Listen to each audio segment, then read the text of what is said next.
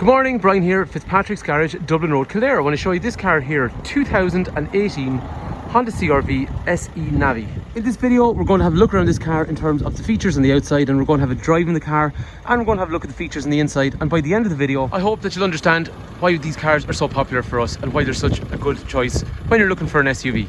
As always, if there's any information you want, Brian is my name, 086 843 1945. Call, text, WhatsApp if you want information about financing, your trade-in, or just about this car in general. And remember, we are a family-run business in operation for almost 70 years. So when you're buying a car like that, you can be confident that there's going to be a good after-sales service, because we plan on staying in business, and the reason we're here so long is because we do customer service well. So for anyone that's watching on YouTube, if you enjoy videos of cars and you think these are useful, please do like and subscribe, because it lets me know they're useful. And if you think there's something I can do better, or if there's any information that you think I haven't covered, let me know in the comment section below and I'll be happy to address it in the next video. So starting off, first thing I think that's worth talking about, looking at the front of the car, there's a couple of nice chrome and brushed aluminium effects. The headlights have a nice wraparound daytime running lamp. And as you see, as it moves in towards the inside area of the headlamp, it mimics the shape of the grille all the way around. So there's chrome on the top and the bottom of the grille, which looks quite smart. And that links well then with those front fog lights, which have also got a chrome surround as well. Again, they're small details, but all these things make the car really sharp looking in my opinion. On the front, there's a nice brushed aluminium section on the bottom of the bumper just to break up the grey that's there already. The wheels in the car then are a nice diamond cut finish, so they're a 17-inch wheel, which is useful because they're not too big in terms of tyre replacement costs. They're quite easy to run. But the other cool thing about these diamond cut kind of finishes is, see the way they're nice shiny reflective finishes on it, so it looks really well when the sun shines in it or at artificial light at night time. And the black sections in the centre are really useful at hiding brake dust that builds up. While we're at the front, we'll have a quick talk about the engine, because it is a 1.6 with 300 newton meters of torque.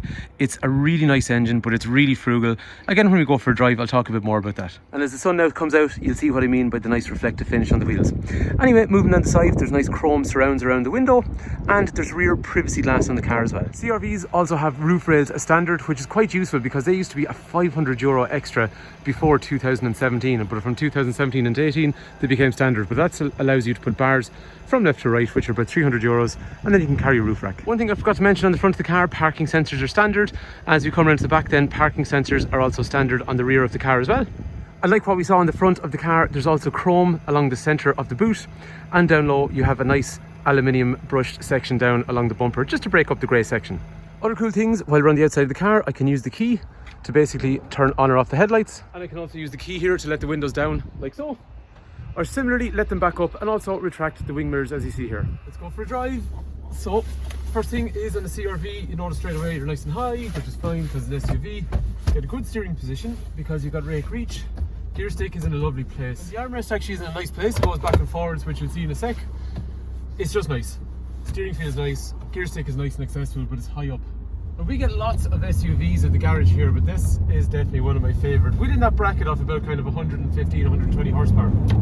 I remember when these cars came out, people used to be kind of whinging because they were saying, okay, it's a 1.6, it's a big body, the old one is a 2.2, we won't be able to pull it along. I am telling you now, this car ain't got a bother in terms of pulling along in any gear at all. 300 newton meters, it's 120 horsepower, but it's got 300 newton meters of torque. It's way more responsive than most of the other SUVs that we sell in this segment. And it's got a nice chassis too, so when you go into a back road, like we're going to go onto now here as well, it actually, to be honest with you, I don't want to drive a CRV, but it ain't far off a Honda Civic in terms of how it feels. This type of road here, which has got plenty of bumps and compressions and turns, it requires a car, we'll say, that feels good in terms of a chassis, and it also requires a car that's kind of torquey to pull it up little hills like this.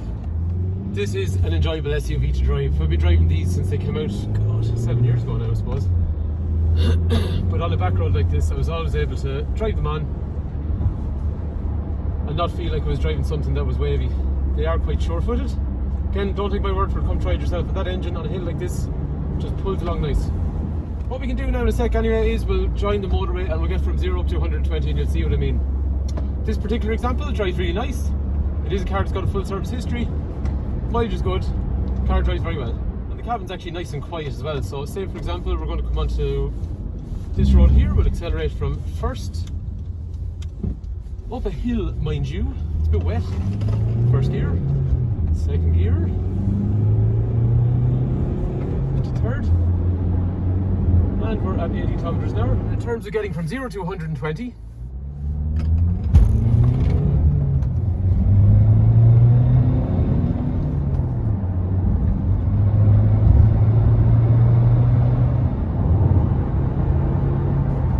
These cars drive really well. There's no point in me telling you, if you're coming looking at a car like this, there's no point in me telling you that it drives well, then you come and you're disappointed. Whenever people come to drive these, they always come back and say, that was actually a lovely car to drive. And fuel efficiency is damn good in these cars as well. Normal people average somewhere in the region of about 50 to 55 miles per gallon, about kind of early 5s, 5.1, 5.2 litres per 100 kilometres. So if you're looking for an SUV that's actually got a good responsive engine, it's got a good chassis that's enjoyable to drive, but it can still do all the family stuff, then these are definitely worth considering.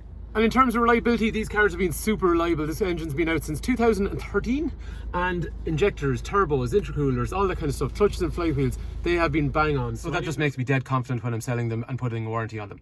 Anyway, this particular example has about 14 or so thousand miles. It's got a full service history, and this particular example has come from the north of Ireland, directly from a Honda dealer that we have a relationship with. And the reason being, new model of CRV only comes in petrol, or it comes in petrol hybrid, and unfortunately there are lots and lots of people that still need a diesel car. Even people will say that own these cars and bought them brand new from us in Ireland, they are not ready to give them up, and the problem is we are running out of trade-ins. To solve the problem, we have set up alliances with some main Honda dealers. We don't go through auctions, we go directly to Honda dealers and we buy up their stocks. The great thing about bringing them over from the UK, the English are fussy. They look after a vehicle. We then transport the car over, we do all the checks, and then we put it into our workshop and get the car serviced. Then we register the car in the Irish plates, which means you just drive away. These are always nice low mileage cars when they come in, and they'll always have full service history. So if you keep the service history and you keep the mileage nice, you keep the car in good condition, it's going to be worth money in a few years' time, because they are the determinants of what a car is worth.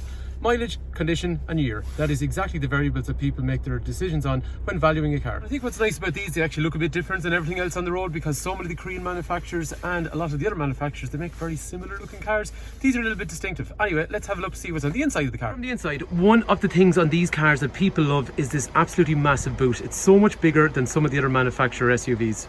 On each side, there's little handles like this. When pulled, they actually drop the seats down. We end up with the load area that's pretty much as big as a light commercial vehicle.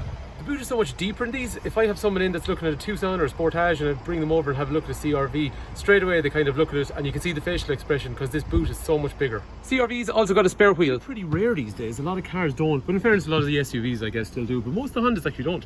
Anyway, in the rear of the car I've got an armrest over here, which is nice and comfortable. It's got two drinks holders in through here as well. And then in terms of legroom and headroom, when I close the door over, this is the headroom I have. This is the legroom I have sitting behind someone like myself that's actually driving the car, and then as we said already, there's nice privacy glass on the rear. Common question for most people is, can you get 3 child seats across the back? Okay, you can get 2 child seats and a booster in through the centre, or an adult in through the centre. You can squeeze, and I mean squeeze, 3 child seats across the back, but you won't be able to use Isofix in that point. That's where you're using the 3 safety belts. It is doable, I've seen people do it, but you're better off buying a 7-seater car with 3 independent seats if that's what you're looking for. But I will say one thing, it is definitely wider than something like the Sportage, Qashqai or Tucson. Seating then, this is the kind of view that I'm going to have around me, and down through here then we can see there's also ventilation for myself in the back. Both seats containing kangaroo pockets. The rear then is dark black cloth with black floors and black plastics on the rear, so easy to clean and hard wearing. Nearly up front, it's the exact same type of material as well. The seat then is completely height adjustable with lumbar support for lower back. Then there's a rake reach steering wheel which is fully adjustable in and out. We have over here controls for electrics for windows and mirrors, and down to the right hand side, Econ function which reduces how aggressive our cruise control is, and air conditioner in favour of efficiency. And then we have controls for traction control, turning on or off the alarm, and also parking sensors front and rear. Like most cars, you'll have a multifunction steering wheel which has speed limiter and cruise control over through here. Controls for radio on this side, and we've also got the iMid up here to give general information such as things like clock, average speed, fuel efficiency. Bluetooth controls are on the steering wheel, but a lot of people tend to use the touchscreen, which we'll see in a minute. And these controls here are for trip computer again, just for average speed and fuel efficiency and general information like that. Up high on the roof then, there is 2 mirrors. One of them is to look at the cars behind you, whereas this one here is to look at the seats behind you. So a conversation mirror, which also doubles up as a sunglasses holder. Through the centre then, underneath the iMid, we have our touch and swipe screen, which is going to be Android with navigation, and also a reverse camera that goes with those mirrors. What I mean by the mirror is when you go for reverse, this mirror on the left hand side actually drops, so you can see what you're reversing around, which is pretty damn cool. As you said, parking sensors are standard as well, so you really have no excuse for crashing into something. Different temperatures on each side of the car with dual zone climate control with front and rear windscreen demisters. The gear knob we talked about is in a really nice place, and it's really nice to use. Drinks holders up through the centre, and the armrest contains 2 USB connectors. It also contains a power outlet for 12 volt, a HDMI port if you want to use video on the screen, and a piece of dust that we forgot to hoover. So if you've watched the whole video, I really appreciate your time, and if the car is of interest, please do not hesitate to give me a shout. And unfortunately I had to shoot it over 2 different periods, hence the different loading. Anyway, thanks a million for watching.